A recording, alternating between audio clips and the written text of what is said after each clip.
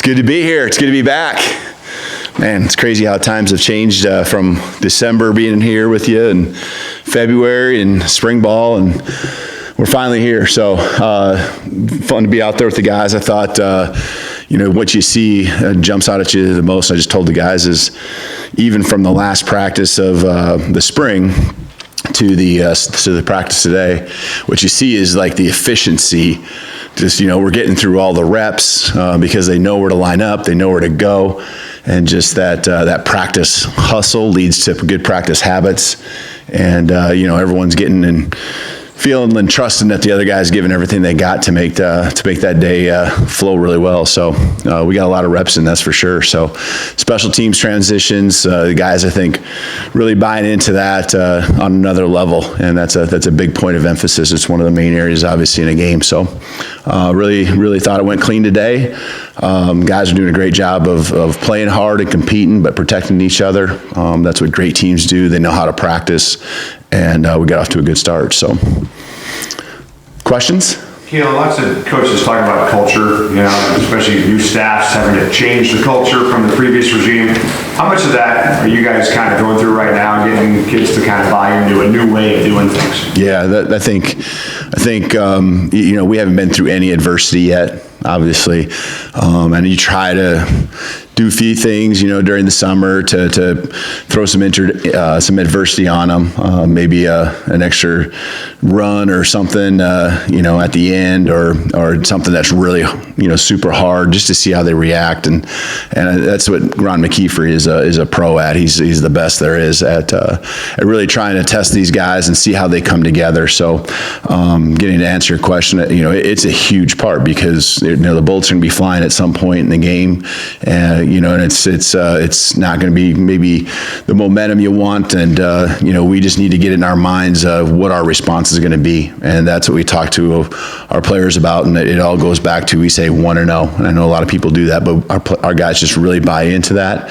and they need to know what their response is going to be to adversity, trust that the other guy's response and the guys across the board and what their response is going to be, and that comes through the trust in the weight room, that comes through building the relationships, knowing that it's really important to not just me but all my teammates. So it's a huge piece. We did a lot of team activities throughout the summer. Yesterday we even had some fun together, just cutting the players loose and letting them go enjoy the lake a little bit on a little boat ride for lunch. So some of those things are just ways to get them around each other. I'm sure some of them would rather have been in a nice apartment cooling off or something like that, but forcing them to just have those conversations to really understand how great each other are. They've got a lot of high character guys on this team, and it's fun to be around each other, fun to be around them. With the running backs, did you give the new guys a chance to kind of audition today since they weren't here for the spring? Yeah, that was a lot of fun new faces that we got to see out there today. I think there's really 5 guys. Richard was out there too in a very limited role, and he will be for the next week or so, maybe 2 weeks, just easing into it, making sure we don't overdo it. I think there is 5 new guys that were taking reps that we hadn't seen for sure. Reps we had never seen take, wearing pads. And it was fun. You got the guys that have transferred in, and you had the guys that didn't go through spring ball. So really thought that group looked different. Number one in numbers, but number 2 in the quality. I think we've upgraded a lot there, and it's obviously going to be a very competitive group because there's a lot of guys that want to step on the field. On that front, Kalen, how many, I don't know what you've done in the past in terms of your systems, but how many running backs do you think can realistically contribute in a rotation when it gets to game time? Yeah, I think you can get to 3, consistently that can rotate, but I think it's easiest when it's 2. But, that might be a little different situation for us this year, just with, we'll see how things unfold throughout camp, but, there's other roles that are so significant that a running back athlete, body type brings, especially in the special teams. And, these guys all have that body type. And, one of the cool things I remember Wayne on his visit here, just really talking about how important it is for special teams and for him to be on it and really asking and seeking that out. And, it's important to these guys because they understand that that's a big part of also them moving on to the next level. And that's, the goals that they have too beyond playing here at UW. So.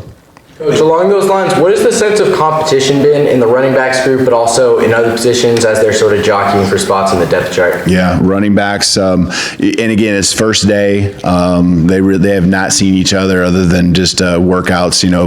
In any type of drill where the running backs are doing drills together, and so I think that competition is going to continue to just be stronger and stronger as we go through the next week or two of camp. So there are other positions as well, and you kind of know your ones and twos, but everyone wants to be in that one category, and I'm excited to see those different positions in the competition. But that was obviously the one that jumped out to you guys, and it's the one that jumped out to me today too. You kind of step on the field from where we're at this spring, and it was a different looking group. When you talk about Will Nixon, it's interesting that he's listed as both a running back and a receiver. How did his recruitment go for you? And with that in mind, what do you envision his plan to be? Yeah, Will is a special athlete. In high school, he was a running back and highly regarded and recruited running back. He has his dad's a running backs coach in the NFL, and he's got a lot of understanding of what it takes to be at that position. His last year and going to college at Nebraska, he's been really more of that receiver type, and so he can catch the ball really well. He's got a really diverse skill set, and that's what we want in the running back position. That's what we really feel when we're at our best. We have, and he brings that. And he's just a guy that will find his way on the field, I think, because he's so, diverse in those areas and has so many things that he can bring to the table. Do you still see this as a three-man competition at quarterback? Yeah, it'll be 3-man, and we'll change up the reps from day to day over the first. We'll go the first week, and then we'll after the closer to the first scrimmage, we'll kind of see, who will kind of go with the ones in the scrimmage, and then we'll reassess. There's gonna be a day off after the first scrimmage, and then we'll keep going from there.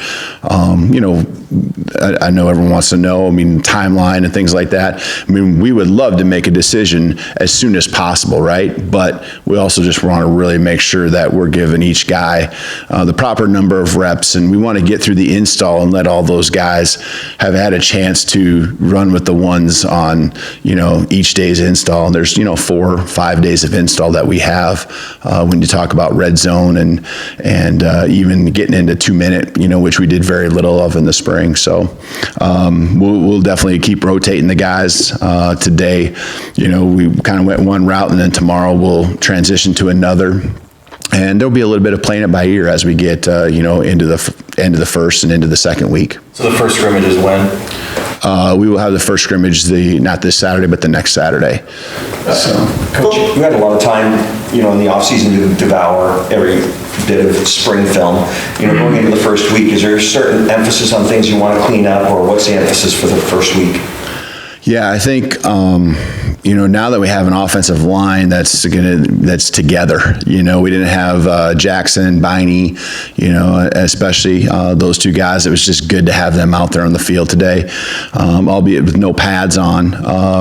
And so, I think this first week, one thing that's going to be important, first day, that the focus isn't necessarily downhill, and you want to keep guys healthy as far as the run game. But we definitely need to start establishing that mindset. The game has to be played in a physical manner, and I think that's a big point of emphasis that will happen, especially when we get to practice 3 and beyond.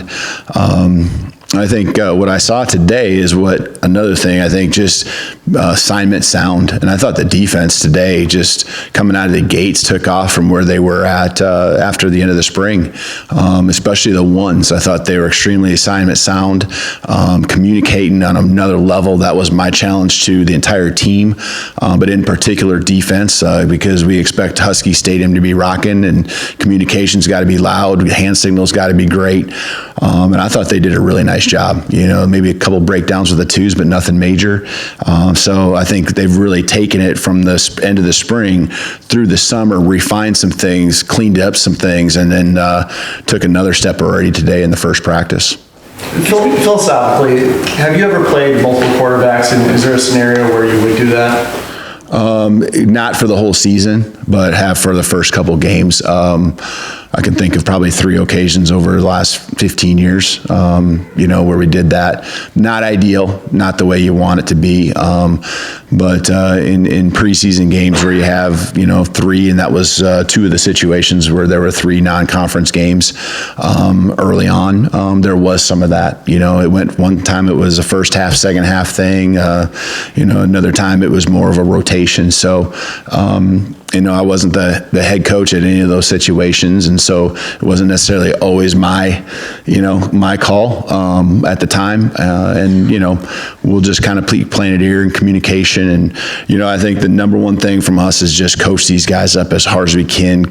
Coach Grubb's going to do an awesome job with that, and just me helping them through it. Because they all want it. They all want it really bad, and you can see that. And I don't want them to press. I want them to enjoy it. I want them to push and be competitive, but I want them to just go do what they do best, play their game. Caleb, kind of a big picture question. You've been around the team for months now.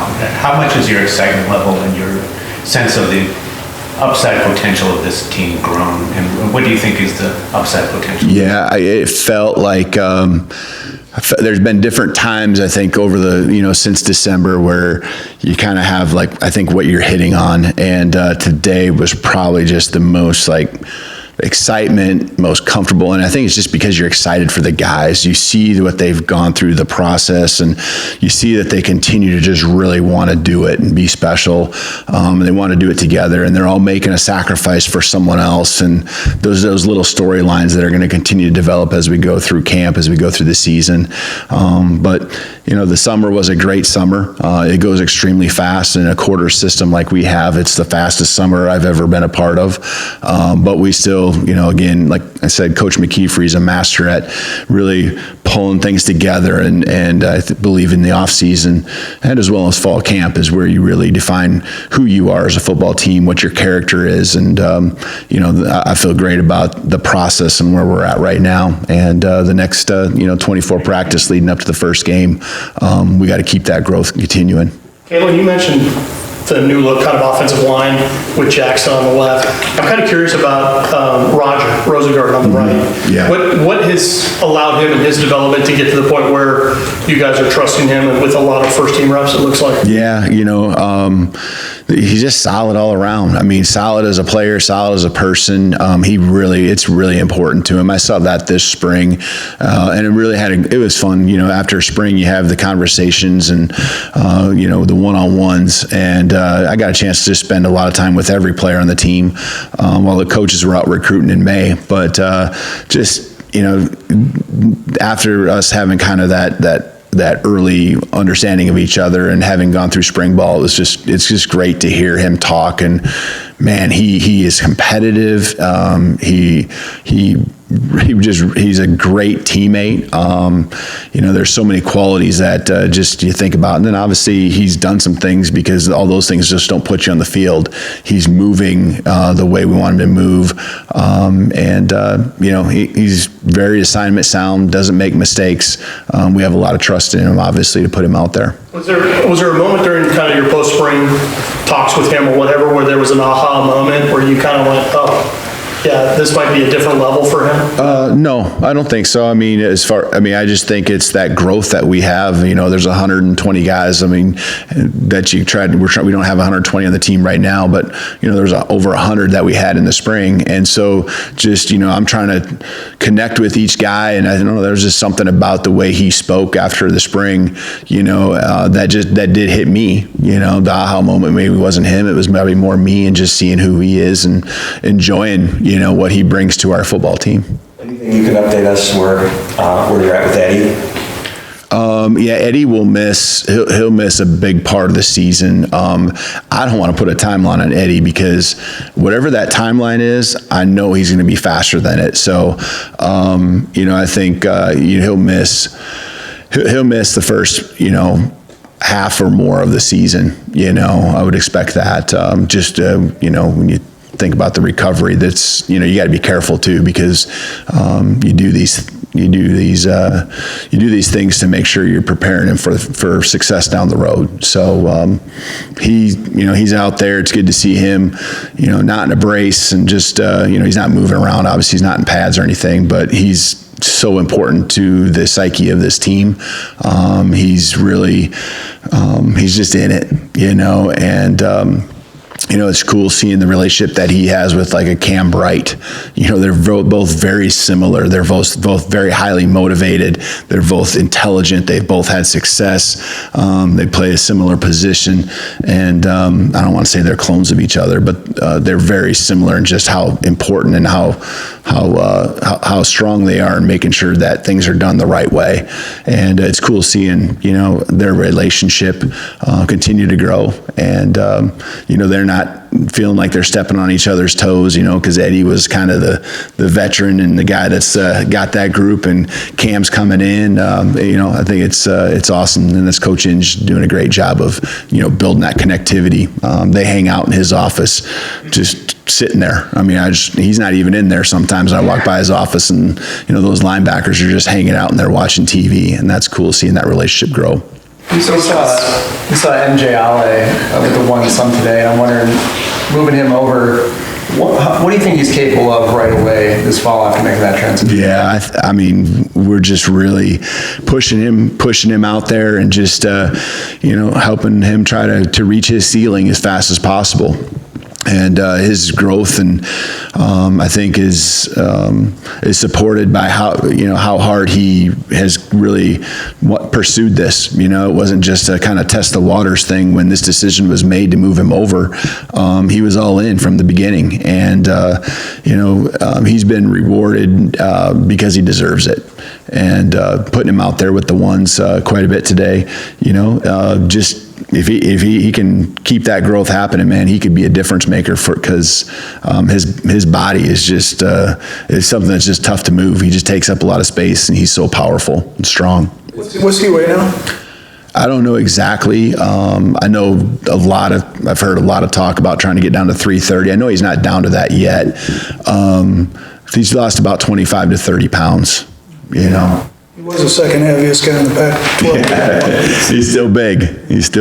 This spot too, fully healthy, ready to go, all those things. Yeah, he's working into just those reps. But yeah, we're excited to have him too. I think also, there's guys that we haven't had a chance to see, and whether it be running back or interior defensive line, and those might be the surprises that we're all talking about here in the next few days or next couple of weeks. And I'm looking forward to watching the film, and I'm watching a lot of stuff, so I don't really know too much about the details of how he played today, but I'm excited to see that here when we get and watch the film today. Elijah Jackson put on 3 inches to his vert. Just what have you seen from him? Kind of Elijah Jackson, quarterback groups. Kind of what have you seen from them? Elijah Jackson?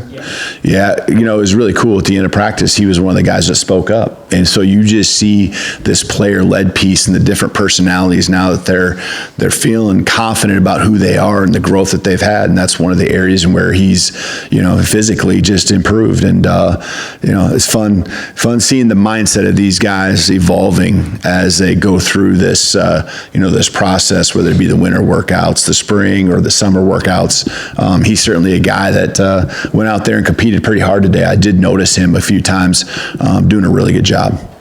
We saw Voigt Tanufi has lost some weight, which I think some people thought maybe he puts him on being an interior guy. Is the idea for him still to be an interior lineman, or is there a thought of kind of bumping him out to edge? Right now, interior, just our numbers wise, I know that we need him there and we feel good about our edge, but he has certainly got that body type as you're alluding to that could go either way. He was causing some problems in the backfield today. I know that. He's so quick off the ball and still so strong. So I really was impressed with him. He was a defensive lineman who was in the backfield quite often today in different ways, both against the run and the pass. Have you ever coached a guy built like Jackson Kirkland? Is he too big?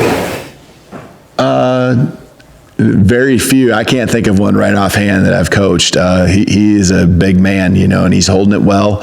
And these are the times, and he knows his body better than I do. He knows, and even better than Coach Mack. And we are just, I know they talk a lot, but we'll always kind of just continue to evaluate and work with him to figure out that prime area where he feels great about it, where he's moving the best. And, he'll be committed. That's never going to be a question. He'll be committed to getting to the spot where he knows is his wheelhouse. And so, today was the first day out there for him for a while. So, it'd be fun to see on film exactly all the little movements.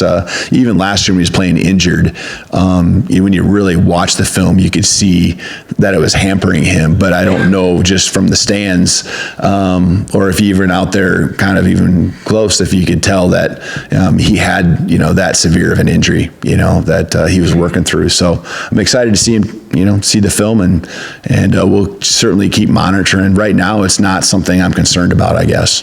How much time does whoever the starting quarterback ends up being, how much time does that guy need exclusively with the ones to be as prepared as possible for the opener? I think the last 2 weeks are, there, is key, because it would be kind of that, just kind of him getting back, that quarterback getting into the feel, like, okay, they all kind of have been in that time, right, or in that moment, right, where they've been the starter. And now it's almost now that, they got the reins to the team, them, kind of fitting back into that mold of, being the leader and just kind of the juice that you bring being the starting quarterback. So that's the number one thing. And then obviously the reps. But, I think the last 2 weeks, and that's kind of what I've always felt, no matter where I've been and been through this process at least 9-10 times over the last 20 years. So, you just kind of make that decision as fast as you can, but you want to make sure that you make the right decision. How different is it those last 2 weeks if you're in a situation like you very well might be this year versus a situation where you got a returning starter who is clearly the number one guy? Yeah, and I've been through that the last 2 years. And we had a quarterback battle, decided last 2 weeks going into the first game. And I do feel that when you have that declared starter going into fall camp, you do speed up the process. There's no doubt about it, but we're not at that point. We're not in that situation, and we need to do a good job of making sure that we get the right guy out there. And so it's a good situation. I feel really that we're in a better situation with more guys than what I've been in over the years. But we got to pick the one, right? Only one guy steps out there for the first play of the first game. So going back to F1's prognosis, did that necessitate you going after Chris Moll? I think it supported it. Yeah. Just It wasn't, I mean, we kind of knew back even in January, February, what Eddie's timeline would be. Chris just became available and looking at things throughout the spring there, we just felt like we needed another body pretty much exactly like his, a guy that can run, he's a guy that's been proven to do a great job tackling and making plays at the college level for quite a few years now. So his body type was what we were looking for. We need him on special teams. We need all those guys, and those are the snaps that add up a lot. And the wear and tear on all those linebackers and defensive players. We're in particular, we're not overly deep. We're probably short a guy or two in the secondary of what we'd like to be at. And he's a guy that's played some safety. He's a guy that's played some linebacker. We got him in a linebacker position, but he's a very versatile guy. Probably the Will Nixon version on the defensive side.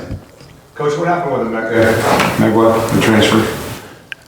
I think, when you look at our offense and just the numbers that we have there and just how it all comes together, I think, he's a great kid. He's going to do a great job, have a great career.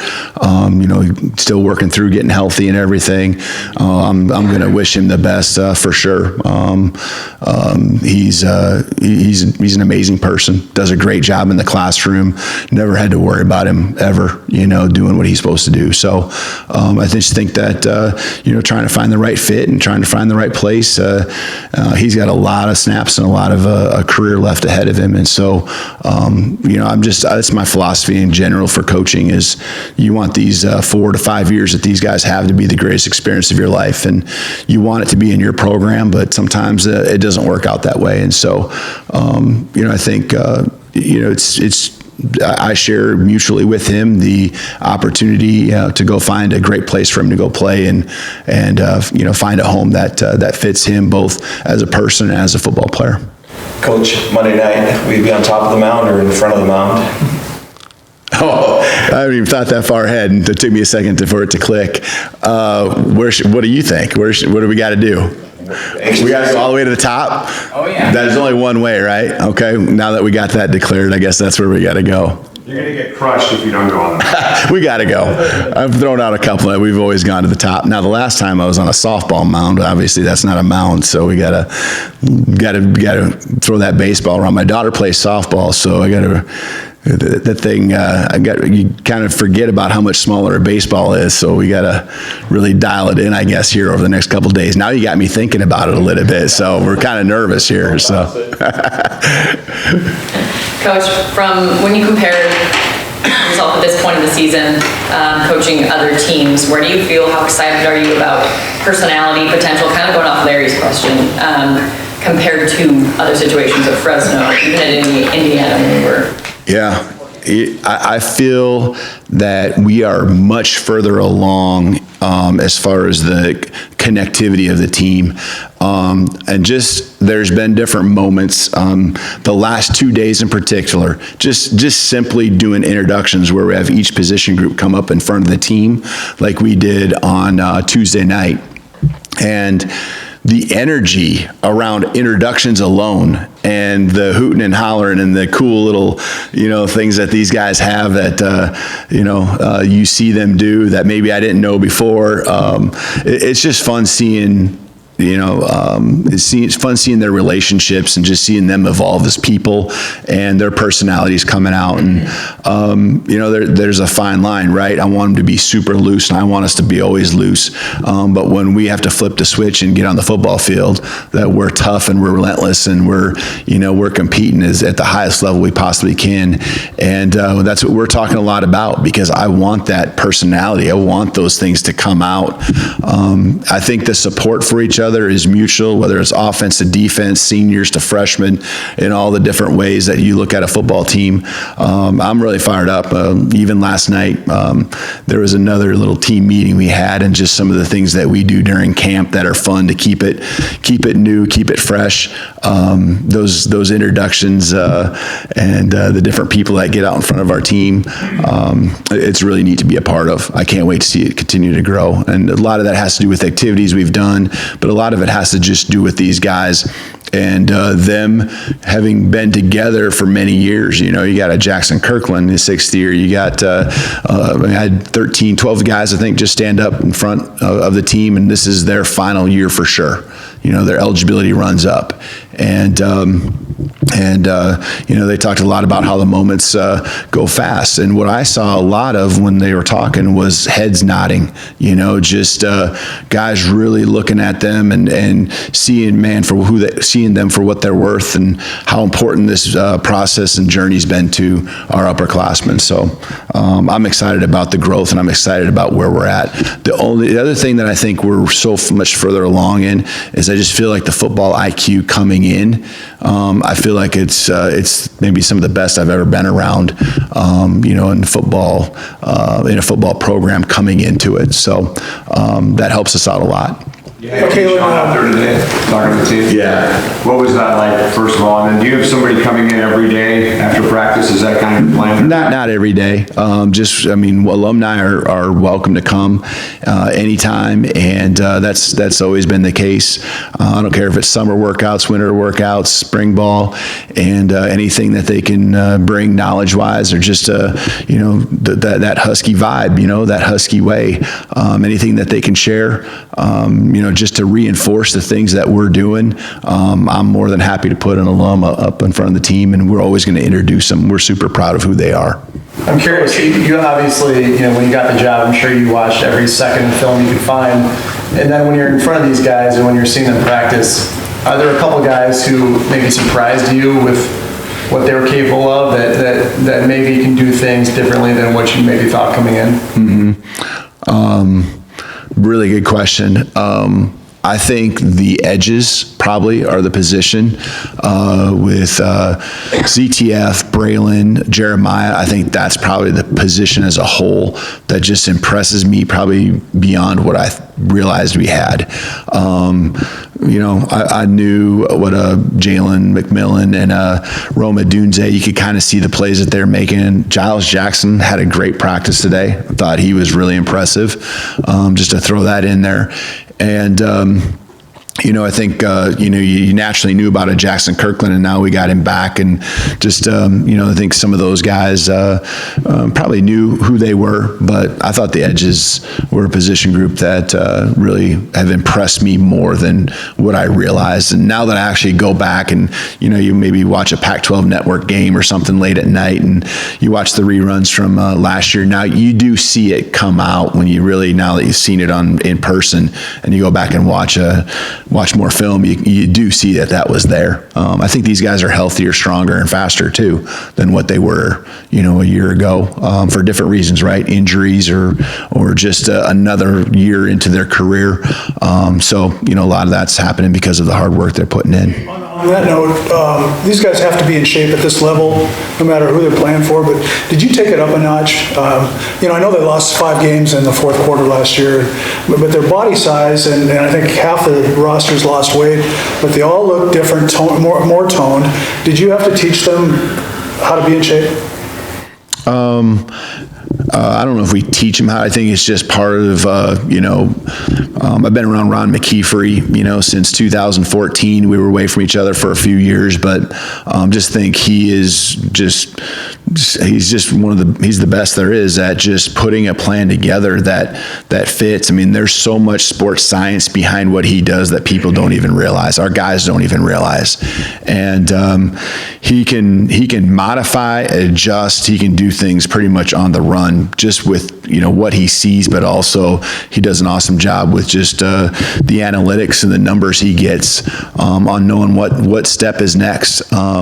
He has a plan, I know, going in the off season that is, you know, from beginning of January through now. And he's not afraid to make the adjustments when he sees things that are different than where they should be. I think that's what makes him great. So to answer your question, I don't know if we taught him. I just think that we've really pushed him hard.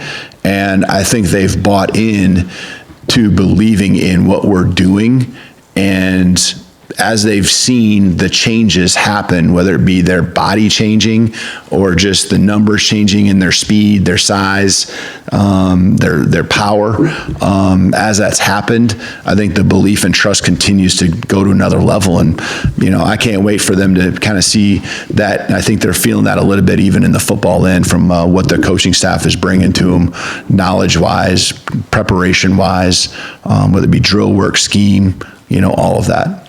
Two more? Coach, all summer, the conversation was kind of outside football, conference realignment, all that stuff. How good is it to be here at camp, have that focus, not just here at UW, but across the country, get back to the field, football, and kind of put that stuff aside for at least a few months here? Yeah, I think I was walking upstairs in the hallway Tuesday, and one of the coaches saw me, and I don't know, I must have had a little extra pep in my step or something, but it felt different. We're getting ready for that first team meeting, and that's what you feel, that's what you do, and there's a lot of other things as a coordinator you got to do, or as a head coach you got to do, but when it really comes down to it, we love to coach, we love to be around the guys, and this is the best time of the year, and so it is refreshing to just really dive in. That stuff doesn't go away, and we're all over it, and continue to process and understand what we got to do, like you said, whether it's conference realignment or NIL or anything like that. That's just, we're just trying to make the experience the best we possibly can for our players, and make sure we have our minds wrapped around everything that's happening around college football, how it affects our guys. What does loafs mean over here on the wall? Is that like the slacker board? What is that? It's been distracting. Loafs? Loafs would be, what they tally defensively, on each play, so every play will get graded today, both offensively and defensively, and there'll be reports, whether it be, on offense, the percentage, the number of targets. I mean, every guy at every position will have, the criteria, and loafs will be one of them on defense that they tally up. So the defense, the edges meet in this room during the week. So who got the most loafs today? I don't know. I'll wait and see what the defense comes up with. So, Hey, Kalen, just real quick, when you were trying to find that culture piece in the spots that really get these guys going the way you want it to, how have they reacted? Do the guys from last year, do they look at 4 and 8? Do they go, we want to wipe the slate clean? Is there unfinished business? Do they want to leave it in a better place than they found it? What are the things that have really resonated with this group in terms of trying to get them forward the way you need them to? Yeah, I think that's, you hit on it. Different guys might have different things that they say, but in the end, they're not happy. They're not proud of how it ended last year.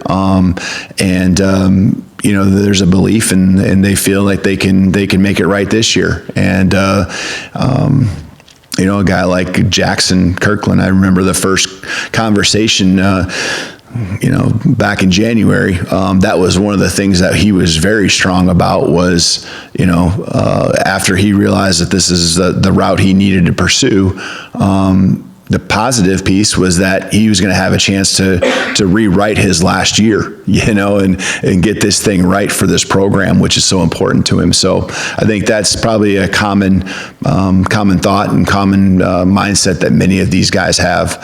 And I don't know why it can't happen this year, based on everything I've seen. All right. Thank you, everybody. Thank you, Coach. Thank you, guys.